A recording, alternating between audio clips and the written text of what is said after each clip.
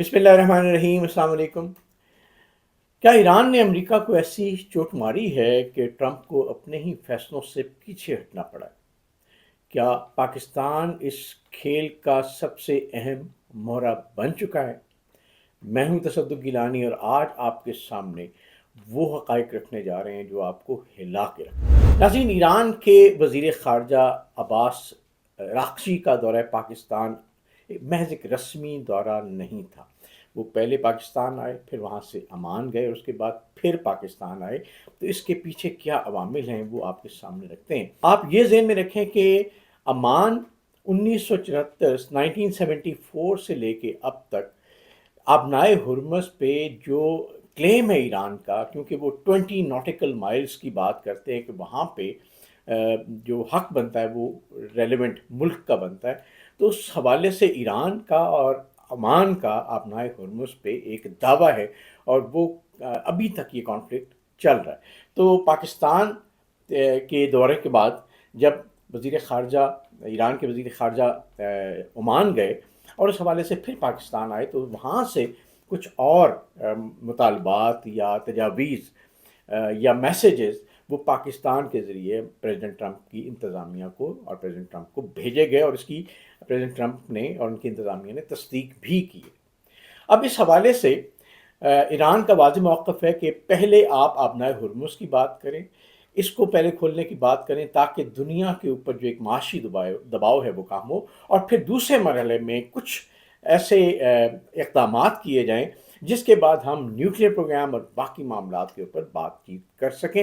تو یہ آپ نے ذہن میں رکھنا ہے کہ یہ جو دعویٰ ہے ایران کا عمان کے ساتھ مل کے آبنائے ہرمز کے اوپر اپنے کنٹرول کا، یہ ایک بڑا اہم پوائنٹ ہو سکتا ہے اگلے مذاکرات کے لیے۔ رائٹرز اور اے پی کے مطابق پاکستان کے ذریعے امریکہ اور ایران کے درمیان بالواسطہ رابطے ابھی بھی جاری ہیں، اور دوبارہ سے ایران کے وزیر خارجہ نے فیلڈ مارشل سید عاصم منیر سے ایک تفصیلی ملاقات کی۔ سب سے بڑا دھچکا جو اس وقت محسوس ہو رہا ہے وہ یہ ہے کہ ڈونلڈ ٹرمپ نے اپنے مذاکراتی نمائندوں کو پاکستان کا دورہ اچانک منسوخ کرنے کا کہا۔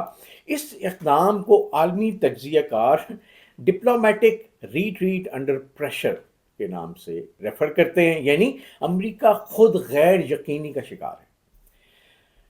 یہاں سب سے اہم ایک سوال ہے کہ کیا پریزیڈنٹ ٹرمپ واقعی دباؤ میں ہے؟ جی ہاں، یہ دباؤ صرف ایران کی طرف سے نہیں بلکہ اندرونی اور عالمی دونوں سطح پہ ایک ملٹی لیئر اٹیک کے طور پہ پریزیڈنٹ ٹرمپ پہ اس وقت آ رہا ہے۔ عالمی سطح پہ بی بی سی اور نیو یارک ٹائم کے تجزیے کے مطابق ایک طرف مذاکرات ہیں اور دوسری طرف فوجی دباؤ ہے، یعنی امریکہ کی عالمی ساکھ بہت کمزور ہو رہی ہے کیونکہ ان کی اکانومی پہ بھی بہت زیادہ پریشر ہے، اور پولیٹیکلی بھی دنیا امریکہ کو اتنا آئسولیٹ کبھی دنیا نے نہیں کیا، اتنا آئسولیٹ امریکہ اس سے پہلے کبھی نہیں ہوا جب سے امریکہ ایک سپر پاور بنا ہے۔ ایران نے اسٹریٹ آف ہرموز پہ اپنی گرفت بڑی کلیئرلی ڈیمانسٹریٹ کیے ہوئے، اور چونکہ یہ آئل سپلائی کا 20% یہاں سے گزرتا ہے تو اس کا ایک اچھا خاصا پریشر پوری دنیا کی عالمی معیشت پہ پڑتا ہے، اور الٹیمیٹلی یہ دباؤ امریکہ پہ آتا ہے۔ اگر دباؤ بڑھا تو ایران نے کہا ہے کہ یہ ایک تو مذاکرات اس طرح سے نہیں ہو سکتے، دوسرا یہ کہ دباؤ بڑھنے سے عالمی معیشت مکمل طور پہ ہل جائے گی۔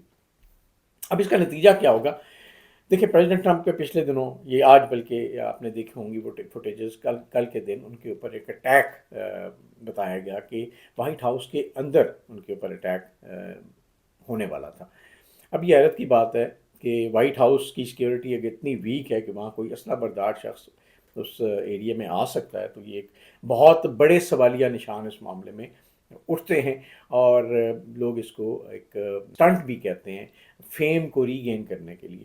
تو دیکھتے ہیں، وقت ثابت کرے گا کہ ان معاملات میں آئے اصل حقائق۔ ایران کے وزیر خارجہ کے دورے کے بعد ایران نے صاف اعلان کیا کہ ہم دباؤ میں مذاکرات نہیں کریں گے، پہلے دباؤ کم کیا جائے، یہ جو بحری قزاقی ہے اس کو ختم کیا جائے، اور پھر اس کے بعد مذاکرات کیے جائیں، یعنی آبنائے ہرمز اس بات چیت کا ایجنڈا نمبر 1 ہے۔ ایران کے نیوکلیر پروگرام کے حوالے سے میں تھوڑی سی باتیں 2015 کے جو نیوکلیر ایگریمنٹ تھا اس کے حوالے سے رکھنا چاہوں گا. یہ بہت بڑا نیوکلیر ایگریمنٹ تھا پریزیڈنٹ اوباما کے دور میں، جس میں امریکہ، یورپ، ایران، چائنا، رشیا، سارے اسٹیک ہولڈرز شامل تھے، اور اس میں کچھ حدیں اور پابندیاں ایران کے اوپر لگائیں گے. ایران نے ان کو قبول بھی کیا اور ان کو ایگزیکیوٹ بھی کیا.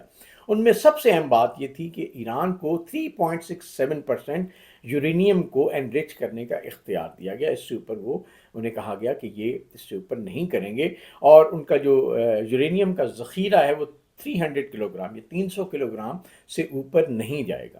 اور اس بات پہ یہ طے ہو گیا تھا کہ ایران جو نیوکلیر انرجی ہے اس کو صرف توانائی اور پرامن مقاصد کے لیے استعمال کرے گا، جو اس کا حق ہے. اور ایران نے اس معاہدے کی مکمل پاسداری بھی کی.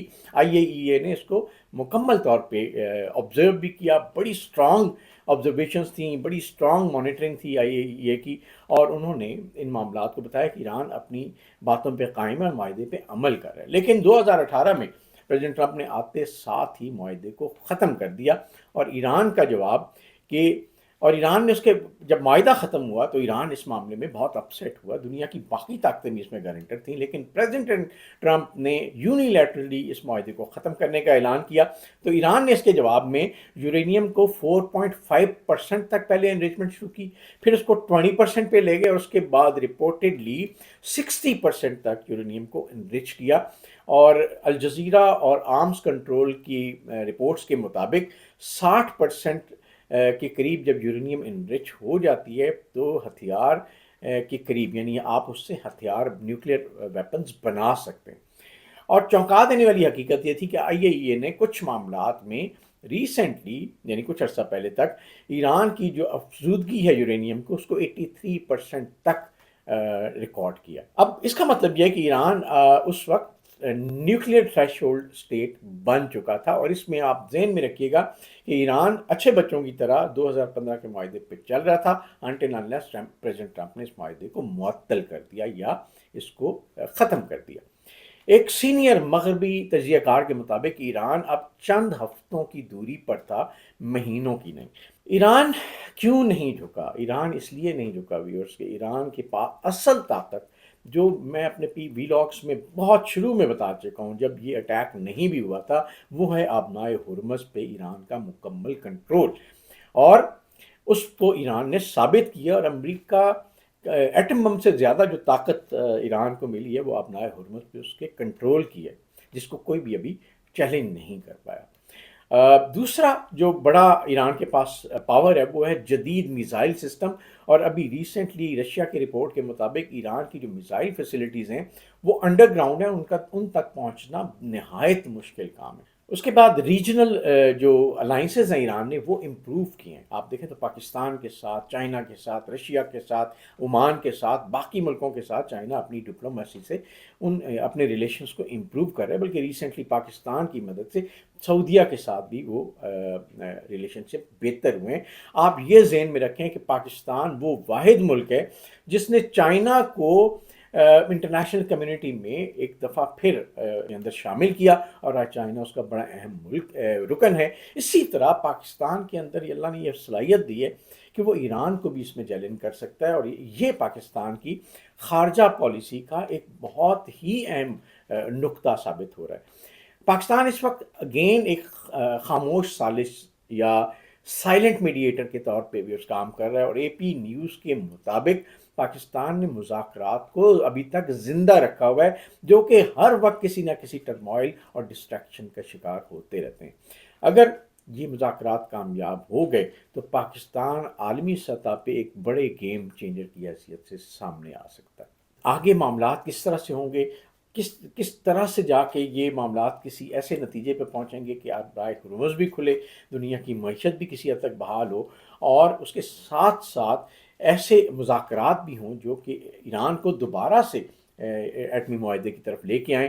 حالانکہ ایک دفعہ وہ چونکہ مسٹرسٹ ہو چکا ہے، ٹرسٹ ڈیفیسٹ آ گیا ہے، یہ بہت مشکل مقام پہ پہنچ چکا ہے، اور اسی لیے کہتے ہیں کہ یہ مذاکرات اگر کامیاب ہو گئے، میں نے پچھلے ویلاگ میں بھی کہا تھا، یہ ایک بہت بڑا معجزہ ہوگا، لیکن پاکستان کمیٹڈ ہے، پاکستان نے گیو اپ نہیں کیا اور اپنی پوری کوششیں اس میں جاری رکھے ہوئے ہے، اس دعا کے ساتھ کہ اللہ تعالیٰ ہم سب کو اپنے حفظ و امان میں رکھے۔ آپ سے ریکویسٹ ہے، ویلاگ ختم کرنے سے پہلے آپ اس یوٹیوب چینل کو ضرور سبسکرائب کیجیے گا، بیل آئیکن کو پریس کیجیے گا، تاکہ آپ تک ہمارے ویلاگس ٹائملی پہنچتے رہیں۔ آپ کا بہت شکریہ۔